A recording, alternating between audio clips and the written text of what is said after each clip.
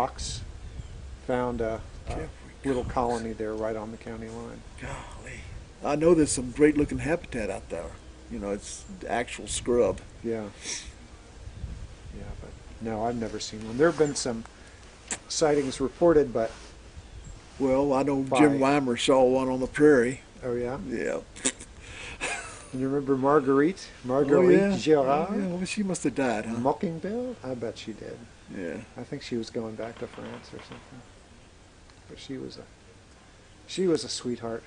Yes, she was. I used to enjoy having her and Yorkshire Simpson on the same field trip. Oh, that must have been interesting. Yep, and what was that other guy's name? Otto Volkner. Wow. Did you know Otto Volkner? I did not. No. Oh, he was actually a pretty damn good birder, a German guy. Yeah. That was, I don't know what he did. He might have been connected to the university somehow. But by the time I got hold of him, he was retired. And was very peculiar about what he ate, I remember, because he came out, it was 1970, because he brought me a birdhouse. And I said, well, if you go, because I had told him I'd moved out. And he said, I want to bring a bluebird house out. And I said, okay, because when I moved out here, this was all field. Yeah. And we had bluebirds. So he brought the bluebird house out, and I said, well, come and eat lunch with us. Oh, I said, well, what? He said, well, I'm a vegetarian. I said, well, that's okay. We'll have a salad. And so we had the salad, but he refused the dressing, so he just ate the salad raw. Well, I mean, it wasn't that weird, but at the time for me it was very weird because I had gooped the mayonnaise on it. He was ahead of his time. Yes, he was. He still died. I think he was 99 though. He still died. But he made it to 99. I'll never make it to 70. You don't have that far to go. No, 1 year Yeah. or less. I'll probably make it to 70. I've still got some burden to do. Yes, you do. How many birds have you got on your ABA list? 684. Wow. But now there's some that are, but that's not ABA rules. I count chicken. Well, if you've seen those birds down in Key West, they're just as wild as any rock pigeon you ever wanted to meet. So why the hell not count them? I've never seen the ones in Key West. Oh yeah, they're beautiful birds. The males all look the same. I mean, they're jungle fowl. Yeah. So, and I've actually seen them before on Little Tobago too, where they've been documented there for over 100 years, untouched by human hand. Tobago, really? Little Tobago. Little Tobago. It's an island off of Tobago. So, I had them on there already on my life list, so I figured, what the hell, I'll just count them in ABA too. And besides which, if you enter them on eBird, they're counted. They accept them. Yep. Yeah. So that's the rules we should go by. The eBird rules? Yeah. Well, I think they accept just about anything. Well, I mean, I could, but you have the option of not putting it on there. Like I won't put peafowl on because they're not established.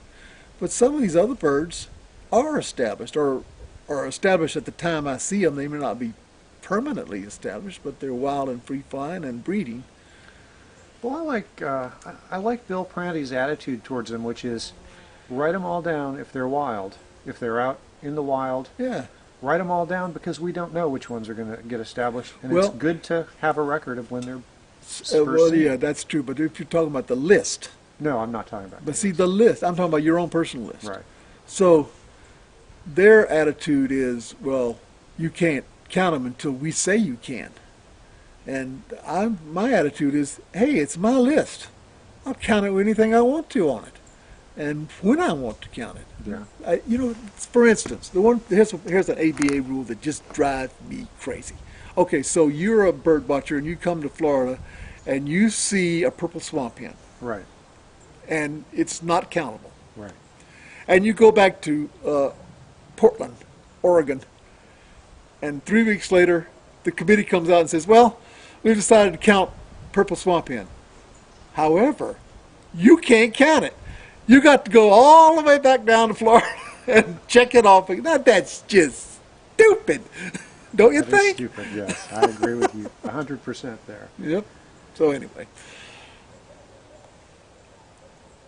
so when did you come to Gainesville? 88. 88. So that was the year Josh was born. So you've been here 25 years. Yeah, I remember, was one of my, I knew of you because I'd read about you in Jack Connor's book. Well, we about the must have complete also bird been watcher. on the Christmas bird count in Jacksonville together. Well, that's what I was thinking, because the first time, you talked to Nina before you ever talked to me. I did? Yeah, because you were comparing notes about babies. You just had Josh. Josh, and she had, well, I guess Graham at that point must have been a couple years old. Uh-huh. But you were talking baby talk. And when she came back, I go, do you know who you were just talking to? Oh, for You were God's talking to John Hintermister. God almighty. I'm not sure you're allowed to talk to John Hintermister. Well, yeah, because I started doing that count in 1975, I think. Did you really? Yeah. Well, And I had your area that you do now. oh, really? Yeah, we Did used those to do the folks dairy. Fix you breakfast? No, Oh. you got that. How'd you get that? I don't know, but it was already It was already on it was the, already in in the plan. place when I was Because see, when I took Peggy, over. that used to be Peggy's area, Right. and when she got Huguenot, well, naturally, I moved over there with her. Right. Sure. So that was one of the two times I forgot my binoculars. How But- can? Oh no. Well, it's happened once before. Yeah. It happened on the instructing Christmas count. Reached in the back to get my binoculars, and what the heck? No binoculars. So I had to go back home again. But luckily, Peggy had an extra pair that I Oh. could use. Okay. Well, that's very useful. We had. Well, I remember seeing 400. We estimated 400 pipits on that dairy one time. Really. Yep. Oh my goodness. We've seen pretty good amounts, but nothing approaching that. I don't think we've ever seen more than 50, maybe not even that. Oh many. no, this was a huge swarm of them. Yeah. You know, it's a shame that they. Maybe Ann will do it too. Because they have a darn good history in that count And too. Duval, yeah. Yeah, they could do They could do a program just like ours do, because they go to all that trouble to call out the. John just needs to get that thing where people can use it. Yeah, that's true. That's a 'cause great program. And they've got that count going back to the days of Sam Grimes. I don't know how Yeah. exactly. Oh, how many yeah, I years. remember doing It's it with older than Sam. ours. Yeah. Oh yeah, it is older than ours. Sam Grimes made me even more nervous than you did because Sam Grimes had actually seen an ivory-billed woodpecker. Oh, I know. I have somewhere in the house. I have a Sam Grimes sapsucker that I won at a skin contest. Really? Yeah. Oh, nice. Very I nice. wonder where that is. I bed, I suspect. I inherited all of Sam Grimes's old American Birds magazines and Florida Field Naturalists, so I've got those. At Oh, did I give you all those old things? I don't know. What old I things? got a whole box of ancient auks and all kind of stuff. Yeah. I'll give them to you. All I right. certainly don't need them. Want them. And if you don't have they're whole, Yeah. but they're old. Yeah. They look old. They're yellow. Very cool. That doesn't bother me. No. I've read through them, and anyway, you can have them. Okay. Yeah, the auk used to be breedable. Yeah. Well, I remember A long time I ago. remember as a kid, it was the only thing that you could get any kind of bird news about through, Right. and I joined, and it just came, and I was just, geez, this stuff is about as boring as paint drying. I expected it to be list of birds and people telling about finding them and all that kind of stuff, but it was studies of the left gonad. I had the same experience when I subscribed to Copia for the first time, which is or I guess it's more like Copia. It's the journal for herpetologists and ichthyologists. Oh yeah. And I was looking Together? forward to, yeah, I guess because Cope Good. studied, cold-blooded stuff, cold-blooded Yeah. animals, cold-blooded vertebrates, I should say. But I was expecting something a lot more interesting than it turned out to be. Science is not interesting. I think the first article in the first issue I got was about water snakes, what they bask on. This percentage basked on sticks. This percentage basked on grass. This percentage. what this is some guy trying to get a master's degree, and everything else has been covered. So they're going around looking at what they're laying on, as if there was the snake actually chose it. He just the first thing he came upon, get him up out of the water. Right. Oh well. Well, so tell me about. Let's go back to Bob Wallace and Jimmy Horner. Tell me more about them.